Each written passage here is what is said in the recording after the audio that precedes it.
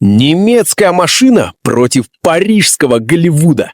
Вы думали 5-4 в первом матче — это приговор для Баварии? Вы забыли, где пройдет ответка. Сегодня Альянс-Арена превратится в мясорубку. Забудьте про интригу, сегодня будет казнь.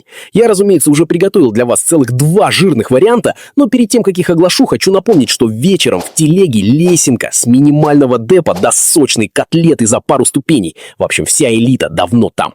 Париж едет в Мюнхен с преимуществом в 1 мяч, но без защиты. Хакими вне игры, оборона трещит по швам, а Бавария дома — это не футбольный клуб, это стихийное бедствие. Кейн голоден до трофеев, Мусиала в режиме бога, а Мюнхен не прощает тех, кто приехал удерживать счет. В целом, я думаю, что ПСЖ хватит максимум на 1 тайм. Я придерживаюсь 2 вариантов: обмен голами в первом тайме и то, что Бавария забьет 3 или более гола.